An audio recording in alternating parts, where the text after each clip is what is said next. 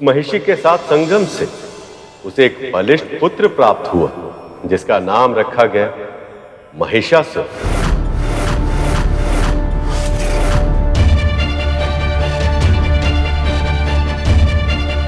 जन्म के बाद ही महिषासुर हिंसा करने लगा था। बिना किसी कारण के अपने निकट के जीव जंतुओं को सताने लगा। उसका यह स्वभाव देखकर देवता भी भयभीत हो गए। उन्हें लगा कहीं क्रम ने भी वरदान में महिषासुर जैसा पुत्र मांग लिया तो संसार में अस्थिरता आ सकती है।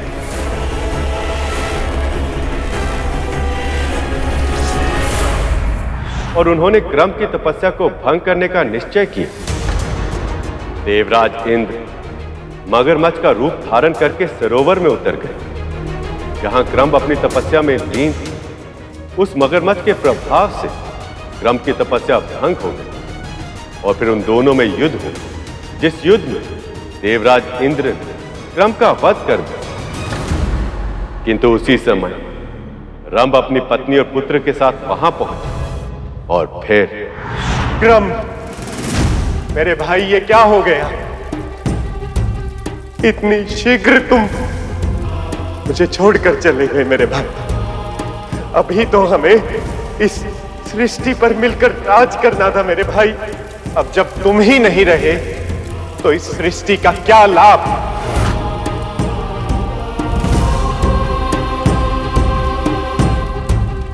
और क्या लाभ ऐसे राजपाट का? नहीं मेरे भाई, मैं तुम्हारे बिना जीवित नहीं रह सकता।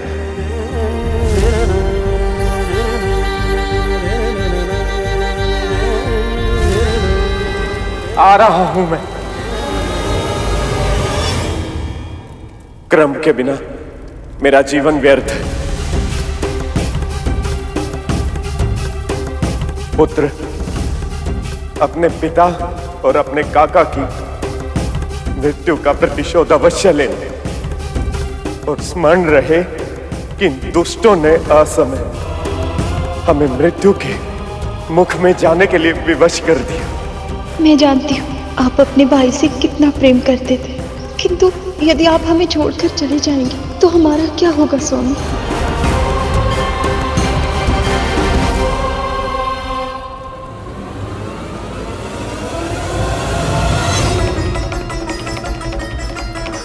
स्वामी, स्वामी!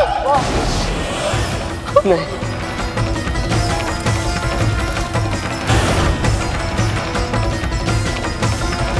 अबला नारी हूं मैं। अपने स्वामी के बिना इस संसार में जीवित रहने की कल्पना भी नहीं कर सकती। मैं भी इस देह का त्याग करूंगी। नहीं मां, पर तुझे हम सब की मृत्यु का प्रतिशोध लेना होगा।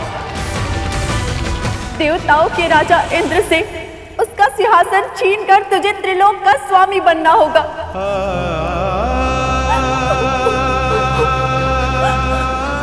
नहीं,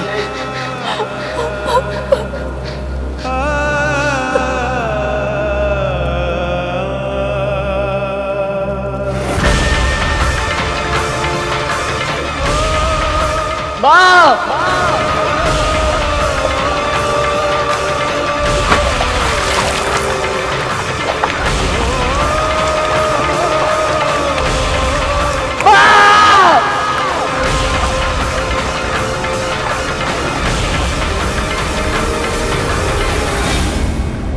इन देवताओं के छल और धृष्टता के कारण असुरों ने ऐसे ही प्राण गंवाए हैं, किंतु मैं अब असुरों के साथ और अहित नहीं होने दूंगा।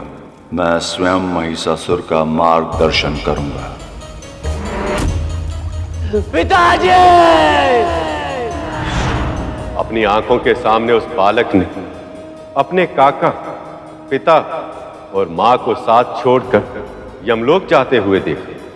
उसी समय उसके भीतर कुछ टूट गए और उसकी आंखों में प्रतिशोध की ज्वाला धधकने लगी।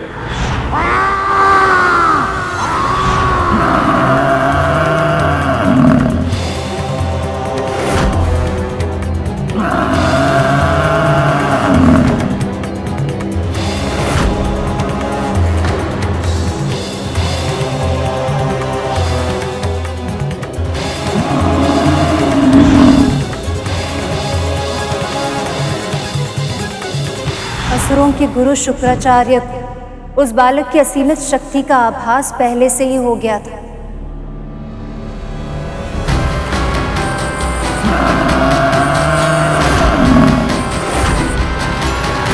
समय के साथ उनका विश्वास और भी दृढ़ हो गया कि महिषासुर देवराज इंद्र और अन्य सभी देवताओं को पराजित करके स्वर्ग पर अपना आधिपत्य स्थापित कर पाएगा।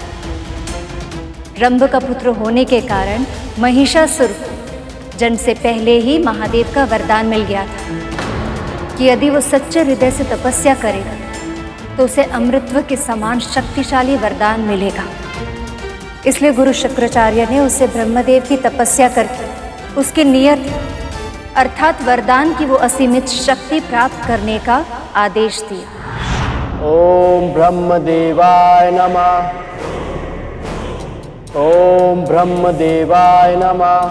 ओम ब्रह्मदेवाय नमः। ओम ब्रह्मदेवाय नमः। ओम ब्रह्मदेवाय नमः। ओम ब्रह्मदेवाय नमः। ओम ब्रह्मदेवाय नमः।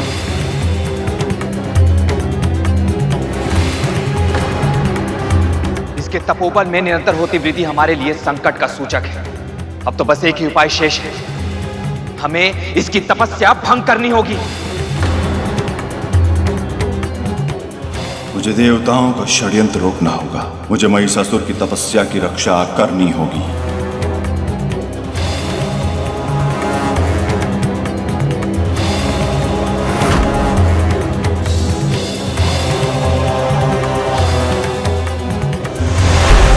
ओम ब्रह्मदेवाय नमः। ओम ब्रह्मदेवाय नमः।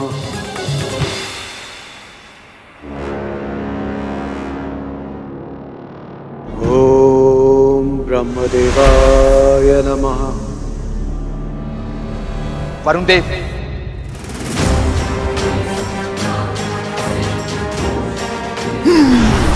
ओम ब्रह्मदेवाय नमः।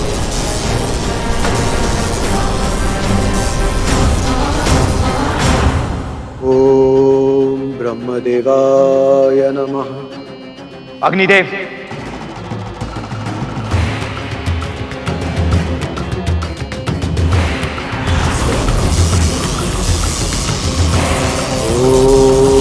ब्रह्मदेवाय नमः।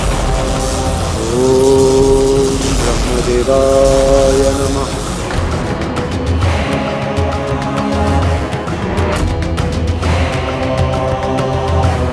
वायुदेव, कुछ भी कीजिए पर मुझे परिणाम चाहिए।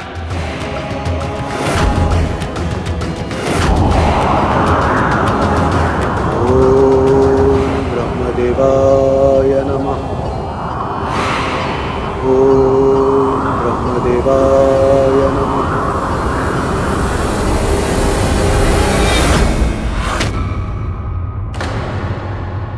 तुम देवताओं की शक्ति इतनी भी अधिक नहीं कि मेरे सुरक्षा कवच को भेद पाओ। इसकी तपस्या अवश्य पूर्ण होगी। महिषासुर अपने लक्ष्य को अवश्य प्राप्त करेगा। ओम ब्रह्मदेवाय नमः।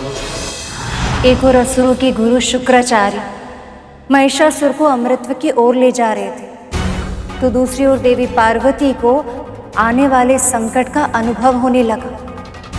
अभी उन्होंने सक्रिय रूप से इसका अनुभव नहीं किया था, किंतु धीरे धीरे उनका मन कैलाश से भटकने लगा था, क्योंकि उन्हें चिंता थी अपने रचाई हुई संसार की और उसमें रहने वाले संतानों की।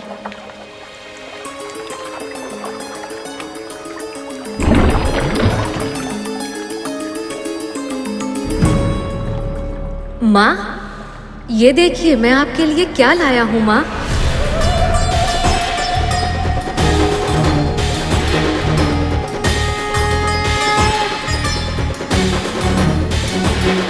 अरे ये क्या हो रहा है? और माँ इतनी विचलित क्यों प्रतीत हो रही हैं?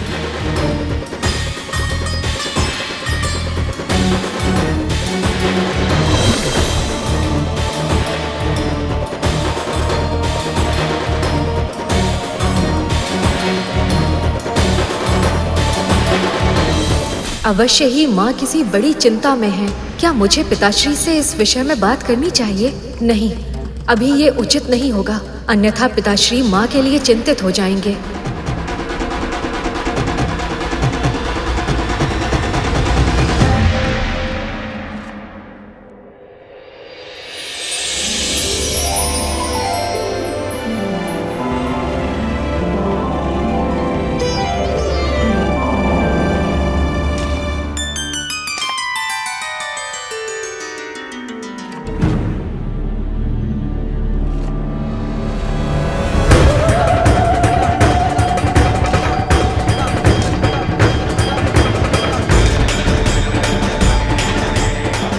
नंदी जी, माँ के हाथ में तो चाकू है,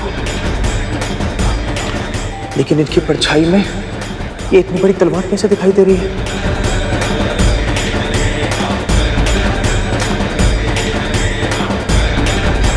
हे महादेव, रक्षा कीजिए।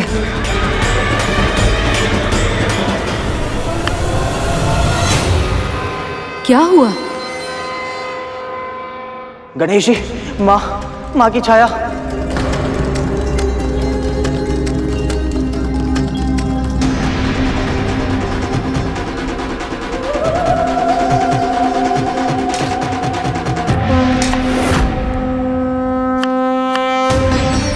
मेरा भय सत्य था। माँ अवश्य ही किसी चिंता में है, किंतु प्रतीत होता है उन्हें स्वयं उनकी इस अवस्था का आभास नहीं।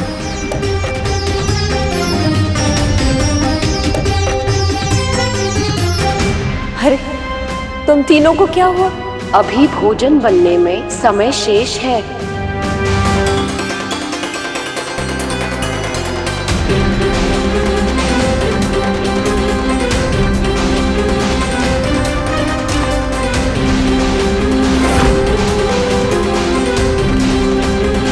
माँ के प्रतिबिंब में जिन विचित्र भावों की झलक दिख रही है, वो अवश्य ही भविष्य की किसी घटना का संकेत है। पर किस घटना का और क्या कारण हो सकता है इसका?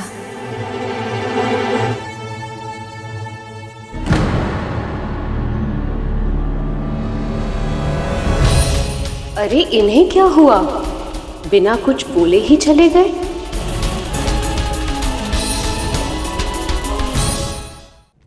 महादेव, महादेव, सहायता महादेव। महादेव,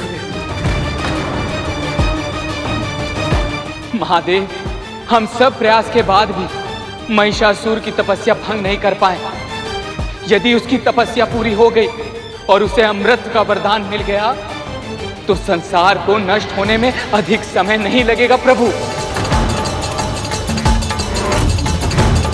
जो संसार मेरी संतानों की क्रीड़ा भूमि है, उसे नष्ट नहीं होने दूंगी मैं।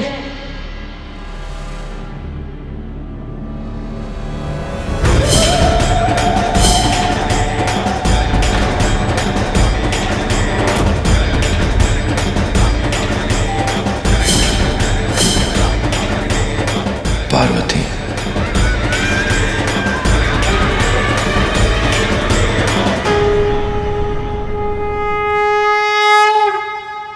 शांत हो जाइए आप सब।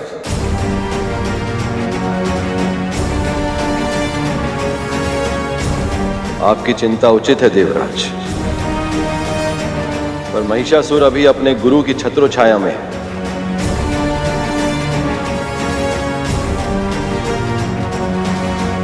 और गुरु का मान हमें रखना ही होगा। पर संकट सामने है, ये जानते हुए भी शांत रहना और उसकी प्रतीक्षा करना, ये उचित नहीं है महादेव। हमें महिषासुर को अमर और अपराजय होने से रोकना होगा।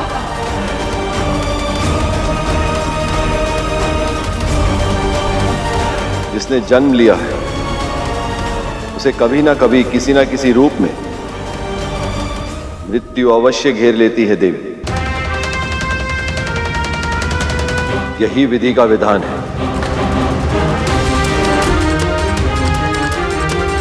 जिस प्रकार कोई भी समस्या बाहर से देखने में असंभव दिखती है, उसका समाधान उसी के भीतर छुपा होता है।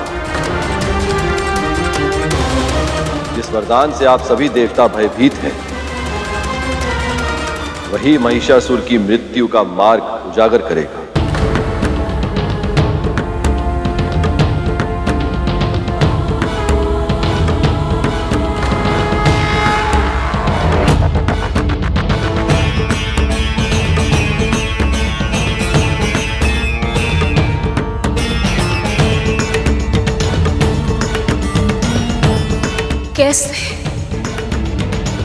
कैसे महादेव?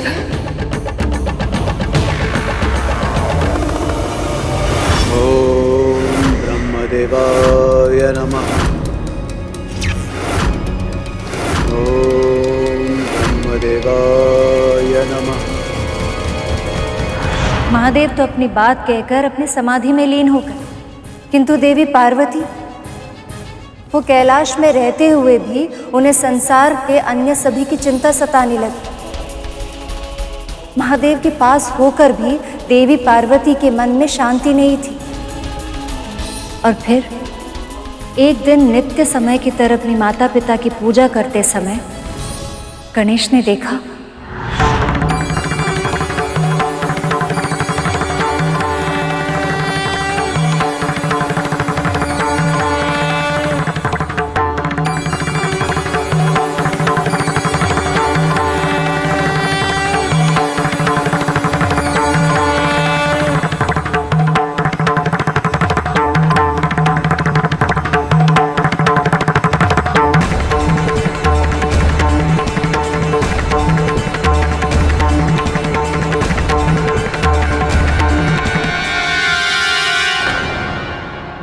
अरे ये क्या, माँ कहाँ चली गई?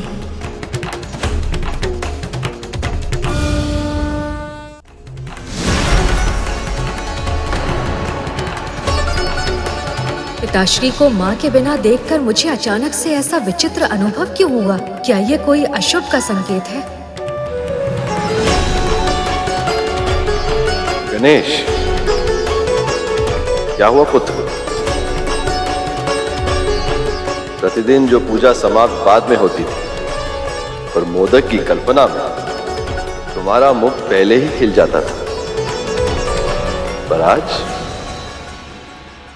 मोदक के लिए तुमने मां के सामने हाथ नहीं बढ़ाया।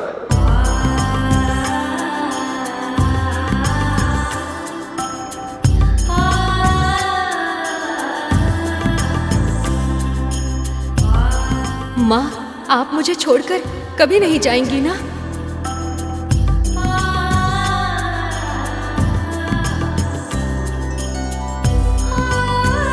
तुम्हारी माँ के प्राण बसते हैं तुमने, भला वो तुम्हें छोड़कर कहाँ जाएंगे? मैं जानता हूँ पिताश्री, पर फिर भी आज यही बात माँ के मुख से सुनने का मन कर रहा है। कहिए ना माँ, मुझे छोड़कर कहीं नहीं जाएंगी ना आप? कभी नहीं ना?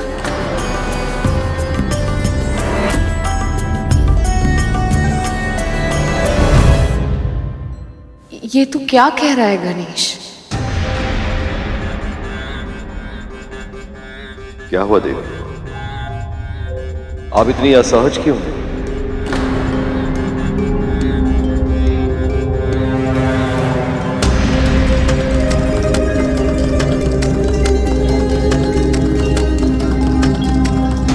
माँ। गणेश, चिंतित ना हो पुत्र, मैं तुम्हारी माता से बात करता हूँ।